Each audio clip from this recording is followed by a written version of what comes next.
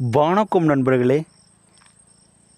நிறைய நண்பர்கள் வந்துட்டு, ஐயா நாங்கள் நிறைய பக்கம் போயிட்டோம், நிறைய தீட்சை வாங்கிட்டோம், நிறைய தேவதை சித்தி பண்ணிட்டோம், எதுவுமே எனக்கு வெற்றியாக மாட்டேங்குது, முறையாக யாருமே சொல்லிக் கொடுக்கல, நீங்கள் சொல்லிக் கொடுக்க முடியுமா அப்படின்னு சொல்லி கேட்டிருந்தாங்க. சரி, இதற்காக நம்ம ஒரு பதிவு போடலாம் அப்படின்னு சொல்லிட்டு நீங்கள் ஒரு வீடியோ நான் போடுறேன். நீங்கள் மாந்திரிகம் கற்றுக்கணும் அப்படின்னு நினைக்கிறவங்க எப்பொழுதுமே சரி, ஒரே ஒரு தேவதை சித்தி பண்ணுங்க.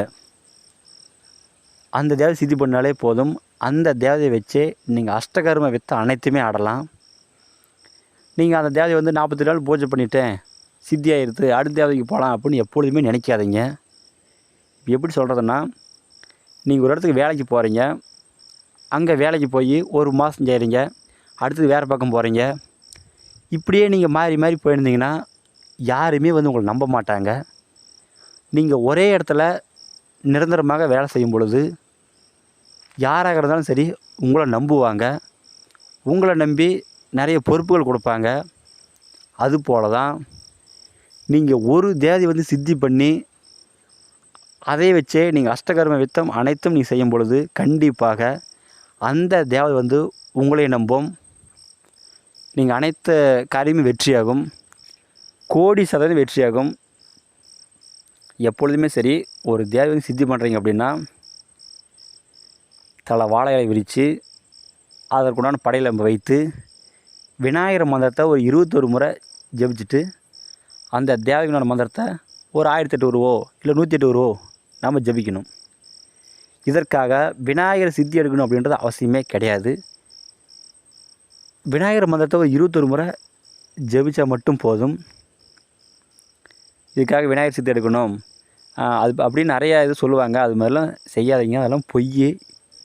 நீங்கள் ஒரு தேவதை நம்பி பூஜை பண்ணுங்கள், உங்களுக்கு அனைத்து காரியமும் வெற்றியாகும்.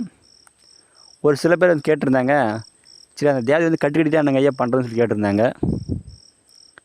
எப்பொழுதுமே சரி, ஒரு தேவதை நம்ம கையில் வலுவாக இருந்தால் எவனாலையுமே கட்ட முடியாது. ஏன்னா அப்படி கட்டுக்காட்டுற மாதிரியாக இருந்தால் நாட்டில் எத்தனையோ பிரச்சனை நடக்குது. அந்த பிரச்சனையை கட்டுக்கட்டலாம் இல்லையா? சாதாரண ஒரு பிரச்சனையை கட்டுக்காட்ட முடியாத இருக்கிறவங்க எப்படி ஒரு தேவதை கட்டுக்காட்ட முடியும்? அவ்வளோ சக்தி வாய்ந்த தேவதை எப்படி கட்டுக்காட்ட முடியும்? இது எல்லாமே ஒரு பொய். இதை நம்பிட்டு தான் சில பேர் நிறைய தேவதை எடுக்கணும்னு சொல்லி நினச்சிட்டு இருக்கிறாங்க. இது யாருமே நம்பாதீங்க. இந்த விஷயமெல்லாம் நீங்கள் தெரிஞ்சால் மட்டும்தான் மாந்திரிகத்தில் எப்பொழுதுமே ஜெயிக்க முடியும். இல்லைனா நீங்கள் ஆயுஸ் பூரா நீங்கள் இப்படியே ஓடிட்டே இருக்க வேண்டியதானே தவிர எப்பொழுதுமே நிரந்தரமாக மாந்திரிகம் செய்து நம்ம வெற்றி அடைய முடியாது. இதெல்லாம் தெரிஞ்சுக்கங்க. இல்லை நேரில் வாங்க, நான் உங்களுக்கு முறையாக சொல்லி கொடுக்குறேன். எந்த டவுட் இருந்தாலும் எனக்கு ஃபோன் பண்ணி கேளுங்க. இல்லை நீங்கள் நேர்லேயே வாங்க, நான் உங்களுக்கு தெளிவாக சொல்லி கொடுக்குறேன். மேலும் மாந்திரிகத்தில் எந்த டவுட் இருந்தாலும் சரி எனக்கு ஃபோன் பண்ணி கேட்கலாம்.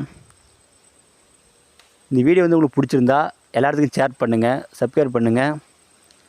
உங்களுக்கு அடுத்தடுத்து நல்ல நல்ல வீடியோ நான் போடுறேன். இதெல்லாம் தெரிஞ்சுட்டு நீங்கள் மாந்திரிகம் பழகுங்க. இது தெரியாமல் நீங்கள் எப்பொழுதுமே சரி மாந்திரிகம் பழகாதீங்க. நன்றிங்க.